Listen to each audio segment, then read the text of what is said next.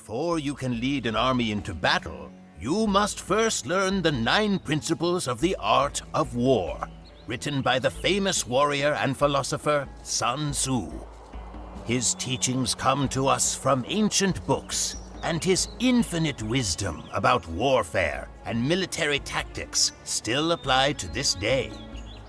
I will guide you and teach you these most important lessons, Commander. Listen very well.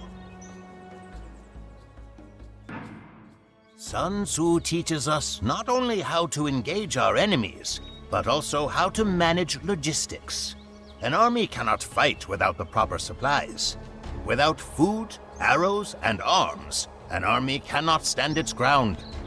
In the words of Sun Tzu, bring war material with you from home, but forage in enemy territory. Then the army will have enough food to survive. Let us see if you understand this advice. As your army grows, so do your responsibilities. Not only must you look after your soldiers, but also after their families.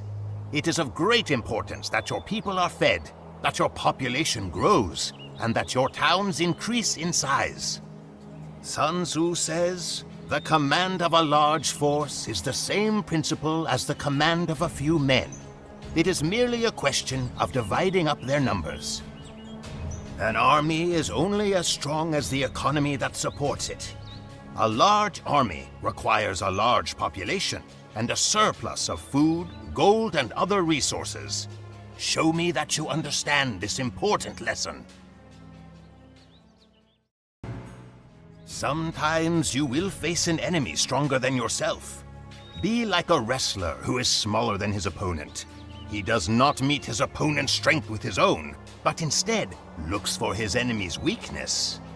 So too must you learn to strike your enemy where he is vulnerable and cut his supply lines before you can meet strength with strength. Here is the virtue in raiding. On this subject, Sun Tzu advises, the impact of your army should be like a grindstone dashed against an egg. This is achieved through the knowledge of weak and strong points. Be relentless, because the enemy will be relentless as well. Now, show me what you have learned. A good commander must learn to be decisive in war.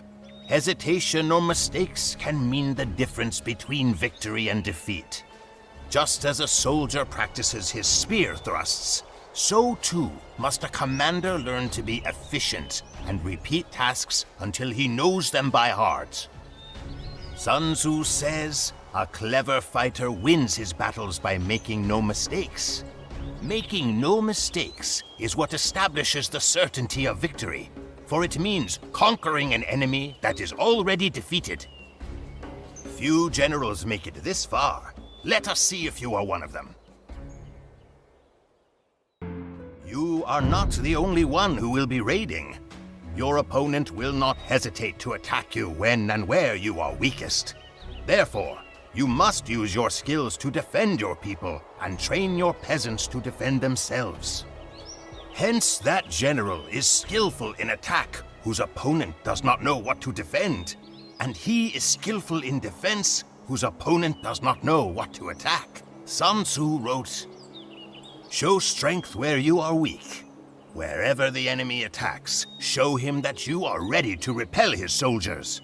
Be ready and prepared, Commander, because now it is up to you. A commander goes to war with the army that he has, and must think of how to get the most out of it. Your opponent may seem stronger at first glance, but a sly general does not worry. He studies the enemy and the terrain and knows how to use his soldiers to maximum effect. Sun Tzu says, the good fighters of old put themselves beyond the possibility of defeat and then waited for an opportunity to defeat the enemy. Did you understand what this advice should tell you? Good. Then it is time to send your troops into battle. And do not forget to always keep a level head. You may encounter adversaries that do not have the courage to face you on the field. it can be expected that some of your rivals will prefer to hide behind the walls of their strongholds. Besieging an enemy castle is an art of its own that every able general must master. Sun Tzu says, "A warlike prince carries out his own secret designs, keeping his antagonists in awe. Then he is able to capture their cities and overthrow their kingdoms." Now is the time to familiarize yourself with the construction and usage of siege equipment. Will you be able to bring down the walls of your opponent? Sun Tzu stresses balance, but a commander will not always have his 2 feet on solid ground.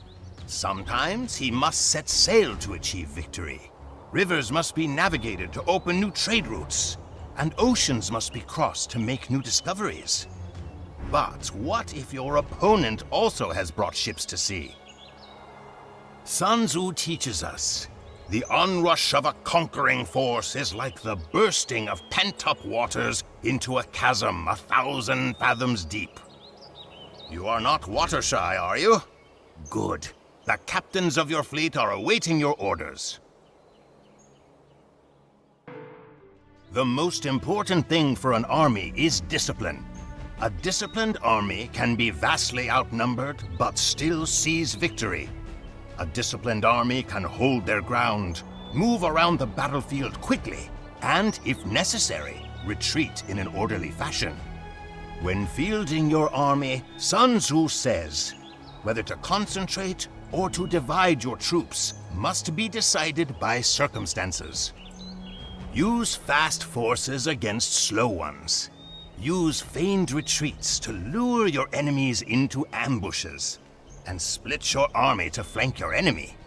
This is what Sun Tzu teaches us. Do you understand this lesson? If so, take command of your army and show me that you do. Excellent! You have mastered every lesson that I had to teach. Remember the words of Sun Tzu and his teachings about the art of war, and you will win many battles. Or in the words of the wise philosopher warrior, if you know the enemy and you know yourself, you need not fear the result of 100 battles.